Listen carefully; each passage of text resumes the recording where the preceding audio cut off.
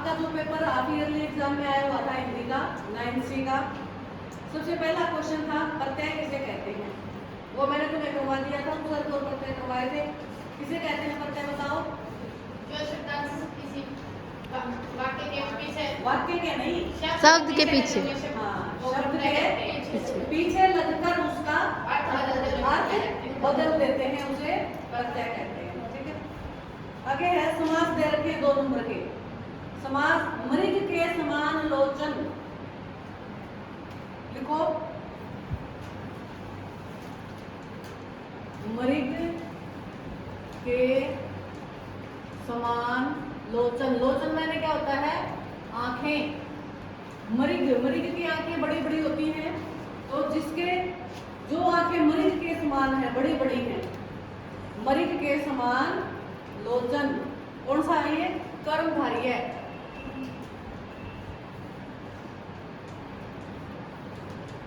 कर्मधारय समास।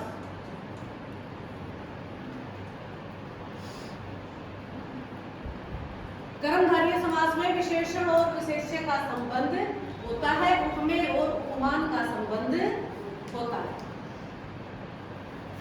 दूसरा है 10 है आनंद जिसके, लिखो सभी बच्चे, 10 हैं आनंद जिसके। किसके थे? अर्थात हाँ रावण।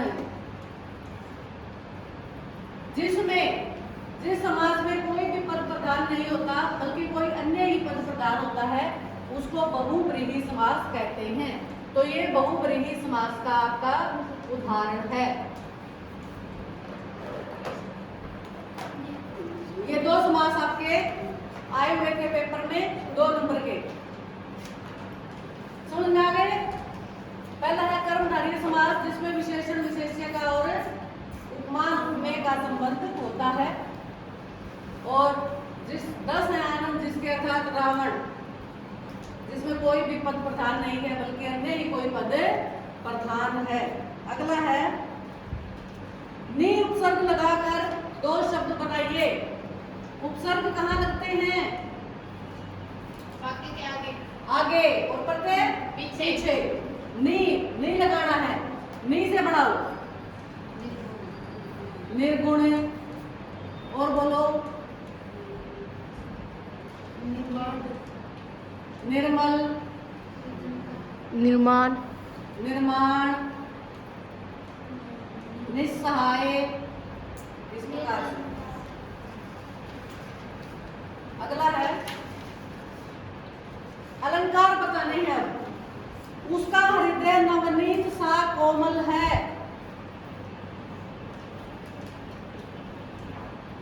नवनीत सा कोमल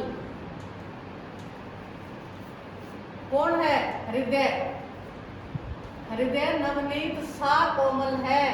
इसके अंदर उपमा अलंकार है। कौन सा अलंकार है? उपमा।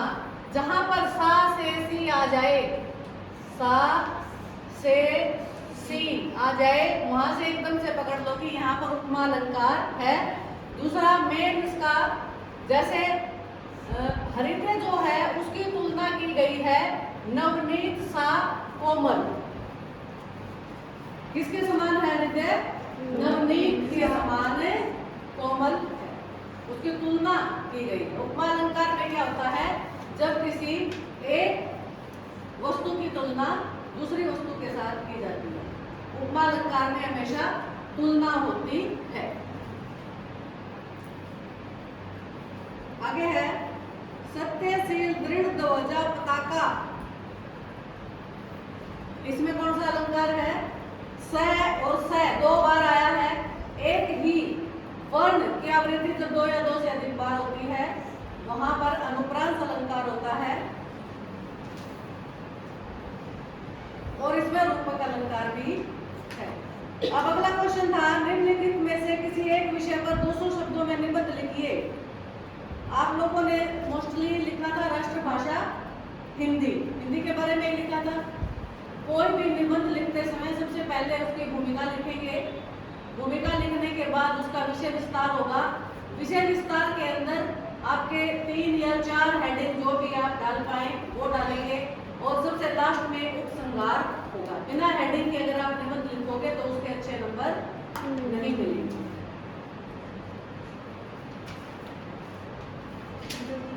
अगला क्वेश्चन था, कबीर दास की कुछ प्रमुख रचनाएं किस धार्मिक ग्रंथ में संकलित हैं?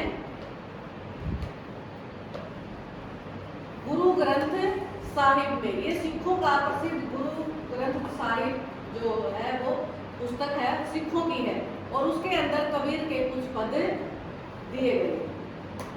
कविवर रस खान मनुष्य होने पर कहाँ बसना चाहते हैं? ऑप्शन है मथुरा में, काशी में, गोकुल में, प्रयागराज में। हाँ, क्या कहते हैं? मानुष हो तो वही रस खानी, बसो ब्रज गांव के गवारन।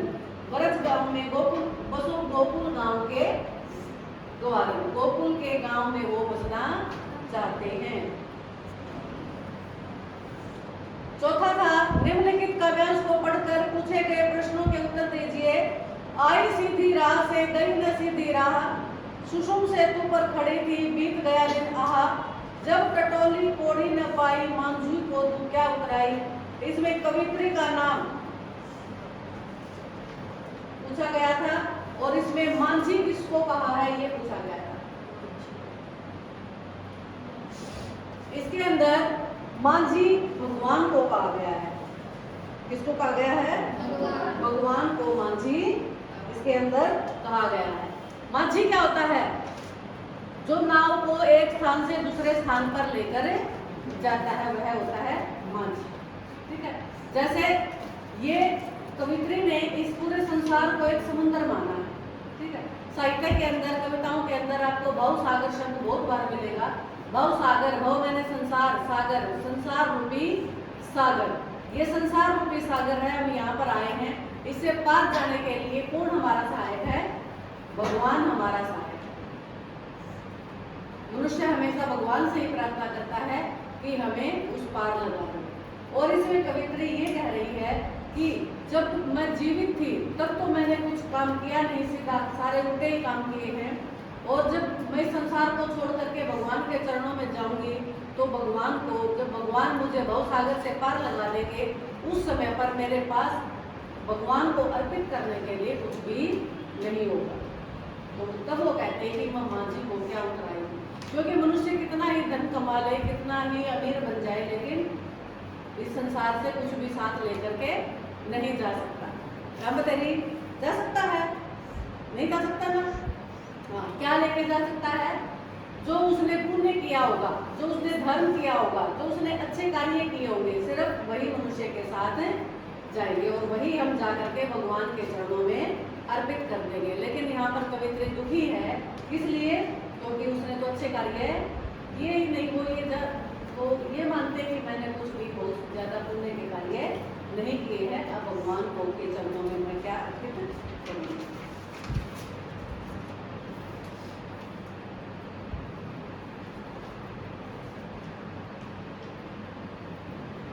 एक आपकी कविता आई थी, ऊंची काली दीवारों के घेरे में, डाकू चोरों बटमारों के डेरे में, जीने को देते नहीं पेट भर खाना, मरने भी देते नहीं तड़प कर रह जाना, जीवन पर अब दिन रात कड़ा पहरा है, शासन है या तम का प्रभाव गहरा है। ये कविता कौन सी कविता है? कैदी और कोकिला। हाँ, कैदी और कोकिला। ये इसमें कवि जब हम अंग्रेजों के गुलाम थे उस समय पर जेल में है, देश की आज़ादी के लिए लड़ते हुए अंग्रेजों ने उसको जेल में डाल दिया है। और वहाँ पर जब कोयल बोलती है तो उसको अपने घर की याद आती है और उस कोयल के माध्यम से वो बहुत सारी बातें कहता है। वो कहता है कि शासन है या तम का प्रभाव गहरा है। अंग्रेजों का जो राज था वो बहुत ही अंधकार में था, उन्होंने हमारे ऊपर बहुत अत्याचार किए थे और पेट भर जेल में जो लोग जाते थे उनको पेट भर के, कभी यहाँ पर बताता है कि हमको पेट भर के खाना नहीं मिलता था।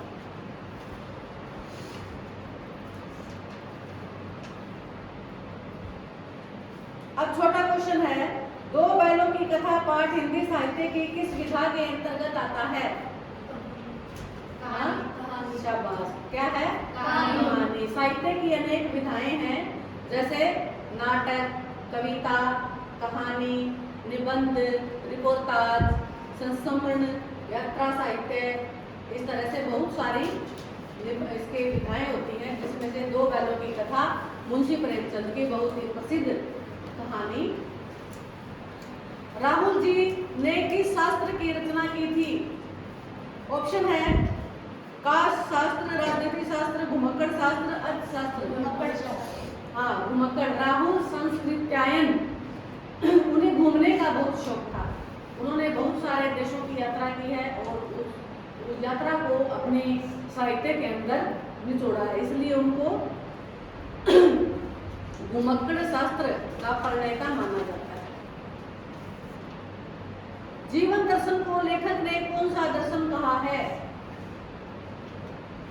ऑप्शन है समाज दर्शन, साहित्य दर्शन, उपभोक्तावादी दर्शन, शैक्षिक दर्शन।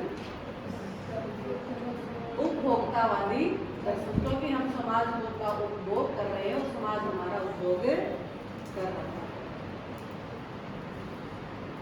अब 8वां क्वेश्चन था, निम्नलिखित गद्यांश को पढ़कर पूछे गए प्रश्नों के उत्तर दीजिए। ये उसमें से था जहाँ पर जो लेखक है वो पानी के लिए एक मेंढक मंडली बना करके पानी मांगते हैं और मेंढक मंडली के ऊपर डालते हैं ताकि इंद्रदेव खुश हो जाएं और फिर बारिश करें। ये उसमें से था, ये आप सबका लगभग ठीक है। फिर अगला क्वेश्चन था, कांजी होश में कैद पशुओं की हाजिरी क्यों ली जाती होगी? ताकि मुझे कोई पशु चोरी ना हो जाए। हाँ, दो बैलों की कथा भाई मुंशी प्रेमचंद जी, हीरा और मोती नाम के दो बैल थे और उनको भी जब उस कांजी होश में डाल दिया गया था तो वहाँ की स्थिति के बारे में बताया है कि कहीं कोई पशु भाग न जाए या किसी पशु को कोई पशु मर न जाए, इसलिए उन सब की हाजिरी ली जाती थी। मेरे संग की औरतें पाठ के आधार पर लिखिए कि जीवन में कैसे इंसान को अधिक श्रद्धा भाव से देखा जाता है। जैसे लेखिका की माँ थी, वो काम नहीं करती थी ना, अपने बच्चों को भी नहीं पालती थी, उसके जो सास ससुर थे वही उसके बच्चों को पालते थे। क्यों? क्या कारण था? क्योंकि वो कभी किसी की चर्चा चुगली नहीं करती थी, एक की बात को दूसरे पर जाहिर नहीं होने देती थी, झूठ नहीं बोलती थी और अपने परिवार के प्रति समर्पित। इतना अधिक डिवोशन होने के बाद कोई भी परिवार ये नहीं चाहता कि इसको ज्यादा तंग किया जाए, क्योंकि औरतों में खासकर ये ज्यादा बात होती है चर्चा चुगली करने की, लेकिन लेखिका की माँ में नहीं थी। तो कौन से लोगों को अधिक श्रद्धा भाव से देखा जाएगा? जो चोरी नहीं करेंगे, चर्चा चुगली नहीं करेंगे और झूठ नहीं बोलेंगे, एक की बात को दूसरे पर जाहिर नहीं होने देंगे।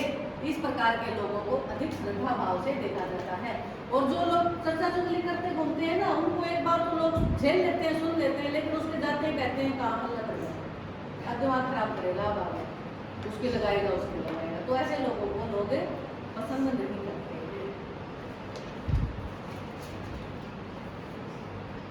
शिवाजी की माता जी का क्या नाम था? जीजाबाई। क्या नाम था? जीजाबाई। जीजाबाई। शाबाश, ये तो सभी को याद है। ज्ञान का क्या महत्व है? इसे किस प्रकार पाया जाता है? ये नैतिक शिक्षा में से आपका पाठ था। ज्ञान का महत्व, हमारे जीवन में ज्ञान का महत्व सबसे अधिक है। ज्ञान के बिना मनुष्य पशु के समान है। अगर ज्ञान नहीं है तो पशु के समान ही है वो, और ज्ञान है तो वो अपने जीवन में अनेक उपलब्धियों को प्राप्त कर सकता है, अपना जीवन सुख में बना सकता है, अपने परिवार वालों का जीवन सुख में बनाया जा सकता है। ज्ञान के द्वारा ही हम जीव को उपार्जन कर सकते हैं। ज्ञान ही नहीं है तो कोई कहीं नौकरी नहीं देगा, और नौकरी के बिना हम अपना जीवन का गुजारा कैसे चलाएंगे? ज्ञान से ही व्यक्ति अपने जीवन का गुजारा चलाता है, ज्ञान से ही व्यक्ति समाज में उच्च स्थान प्राप्त करता है। प्राणायाम करते समय किन सावधानियों की आवश्यकता होती है? ये लास्ट वाला क्वेश्चन था आपका। प्राणायाम करते हुए प्राणायाम किन सावधानियों की? सबसे पहले सुबह सुबह करें, बिना कुछ खाए करें, शौच आदि से निवृत्त होकर के करें, खुले स्थान में बैठ करके करें, किसी भी बंद कमरे में बैठ कर ना करें। जब आप प्राणायाम कर रहे हैं तो आपके आसपास गंदगी ना हो, आपने अच्छे ढीले ढाले कपड़े पहन रखे हों, टाइट कपड़े नहीं पहन रखे हों, अच्छे से चटाई बिछाकर उस पे प्राणायाम करें। तो ये प्राणायाम करते समय सावधानियाँ, साथ में अपना जो भी है खाने से पहले करें, खाना खाने के बाद तुरंत बाद कभी भी प्राणायाम न करें।